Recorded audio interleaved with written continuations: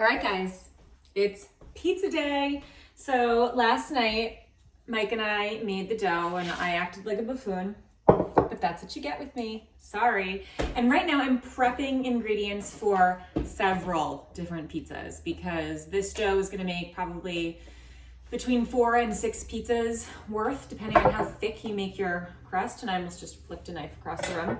So what I like to do to stay organized is I put the ingredients for an individual pizza onto a plate. And so on this one, I've got leftover squash, hot peppers, and leftover bacon. So we're cleaning out the fridge, okay? We're being economical. We're not reshopping for things. We're literally using just to have another quick chat about other things that I've already put in place because I really don't want to lead you astray. So my oven is preheating right now to 545 degrees. I would do 550 if my oven would let me, but it will not. So I also have a baking steel from the Stoughton Steel Company. That's a local company here in Massachusetts. It's a thick piece of steel, okay? You can cook your pizza directly on the steel using a pizza peel. That is not something I'm gonna be showing today. I'm gonna be showing a sheet pan pizzas. Baking steel is an awful lot like a pizza stone. So if you've got a pizza stone, the recipe that I'm showing today should translate pretty well. If you do not have either of those things, at my mom's house, she doesn't have that, but she does have pans. They're perforated on the bottom. They're these round perforated pans. Those work very well with this dough and the method that I'm going to show you guys today. So just want to let you guys know what I have going on in my oven. Everybody's oven is going to be a little bit different. Everybody's baking situation as far as, you know, baking steel, baking stone, it's going to be different. So I guess that's also my like little caveat of, you know, everybody's going to have a different experience, but I'm showing you what I do. Okay. Dough time. Okay. So I said we were baking on a baking steel. We need to talk about conductivity for a second. Okay. Heat conductivity. I am using steel pans that came from Mike's grandparents' basement. Not everyone is going to necessarily have stuff from your grandparents lying around, but if you are at a flea market or anywhere where you can find a steel pan, if you are cooking on a baking steel, that's going to help you out a ton. Okay. Aluminum is going to end up burning the bottom of your pizza before the rest of it cooks. Okay, so that's why I'm not going to use my aluminum sheet pans. That being said, if that's what you have, use it. You may need to adjust your oven temperature down so that you don't burn the bottom of your pizza. So that's just a note. However, if you have those pizza specific pans that I talked about earlier, I found that the 550 degree oven is just fine with those. So this is a lot of dough. We're starting with cheese pizza. So I'm just going to take a lump of it. I'm not measuring it. I'm not cutting it. I'm not weighing it. I'm just going to take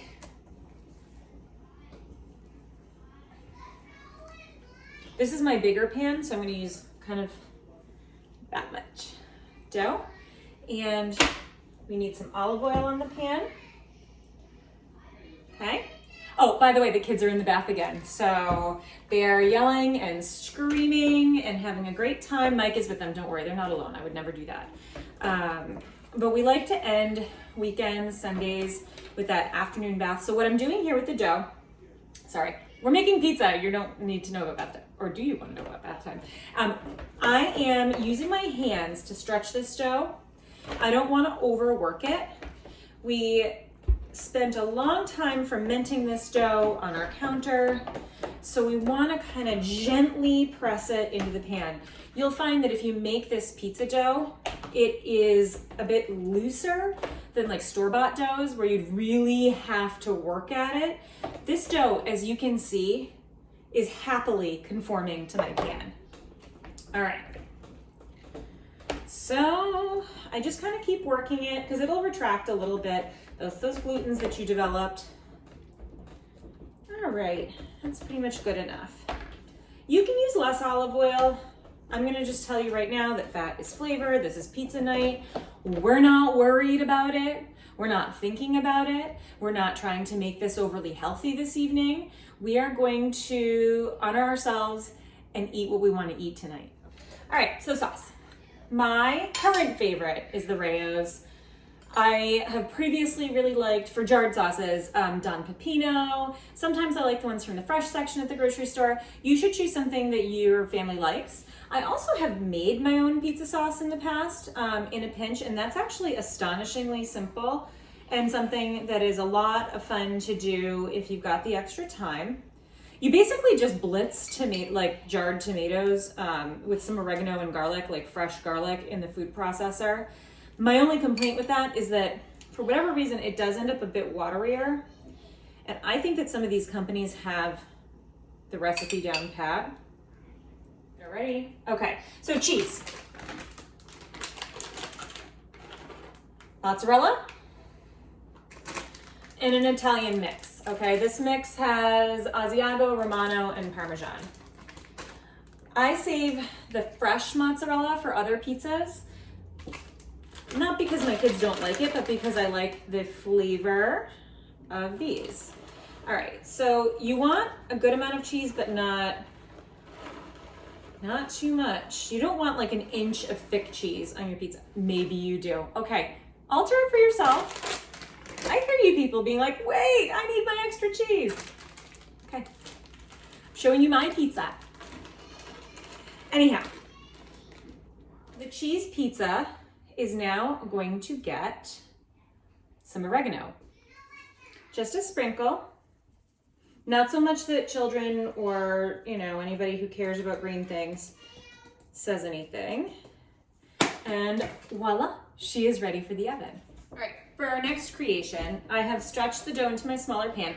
See, it's not perfect, and there's some thin spots, but because it's gonna go right onto the baking steel, that's actually gonna make for a really crispy crust. So we're gonna start with our first adult pizza. And this is a mixture of leftover, by the way, cooked squash. You hear them, they're having a great time. There's actually some sweet potato. I've got a red jalapeno, and leftover bacon sounds like a weird thing, but the other day when I was making a fake out crunch salad, I cooked extra bacon with kind of pizza in mind. So this is going to be a sauceless pizza, and I'm going to use the fresh mozzarella. So I'm going to take a bunch of it, and I'm not going to just plop the big pieces down. I'm going to kind of tear it and spread it around.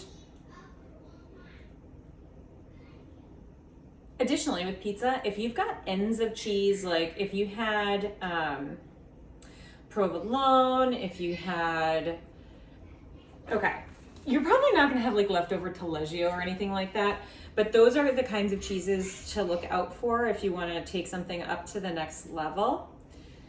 I didn't feel like buying extra expensive cheese today. I just felt like using what I had from previous grocery trips. All right, so mozzarella is down. Next, I'm going to kind of sprinkle on the squash and the potatoes. I know potatoes sound weird to put on pizza, but it's really not. They have such a creamy texture on the pizza. You'll see that not only does it add sweetness, but it adds a mouthfeel that you're gonna really, really enjoy. And I did not invent putting potatoes on pizza. That's like completely a thing. Okay. There might even be like a beet or two from in here from the other night. Why not? All right, so I'm also going to now evenly distribute my bacon pieces and my hot pepper pieces. And I think I'm actually gonna also add some pepper flakes. And I think because I have it, I'm gonna add Aleppo chili peppers. They're kind of sweet, but they're hot. And they have like just a really unique flavor, and I've been digging them lately. So probably add some of that. All right, make sure everything's kind of spread out. You don't want to overload this pizza. It's got a very thin crust. Oh, and we're gonna top this sucker with balsamic glaze. Okay, so it's gonna be really fun, okay? No need to go to the Tuscan kitchen or the fancy pizza place. You've got it right in your own house. All right, that looks good to me. The jar says, Aleppo pepper has an ancho-like flavor plus a bit of tartness and a nice bite. Perfect sprinkled on pizza. Who would have thunk? Okay. All right. Oh, it smells fruity. It smells really good. And that fruitiness is gonna go with the sweetness of the squash. I'm always thinking sweet, spicy, tart, umami, all of those things. You want to balance, just like with everything else. All right, and now this guy's ready for the oven. I just pulled this from the oven so you can see it's still bubbling. And I'm going to carefully lift up to see, yep, cooked. All right, if your family wanted a more blistery or darker top, you could leave it in another minute. This was exactly 8 minutes in a fully preheated oven on a baking steel on a stainless steel pan. So I've been slicing up the kids' cheese pizza. By the way, I was able to just slide it because of the olive oil off of the pan onto my cutting board. And now we're having a kitchen snack. So I'm just, yes, with my gigantic pizza cutting knife, going to take off a little end.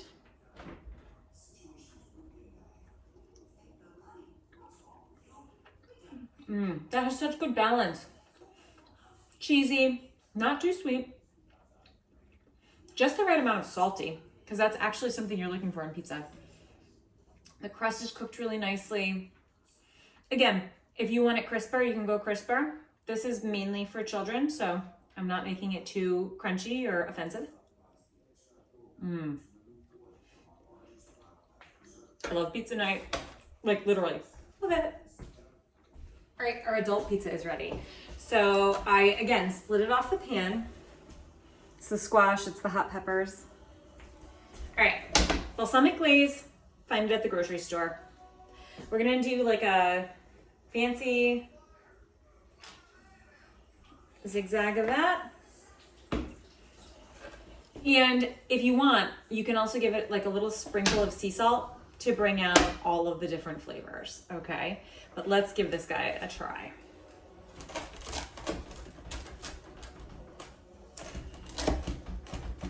It smells so good.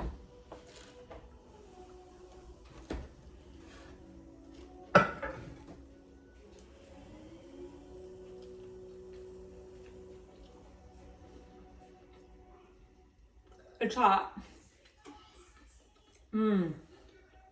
The hot pepper and the sweetness and then the acidity from the balsamic, that is everything you want in a pizza. Oh, and the bacon. This one's good. If you have older kids, they might like it. Oh, that chili, the fresh chili.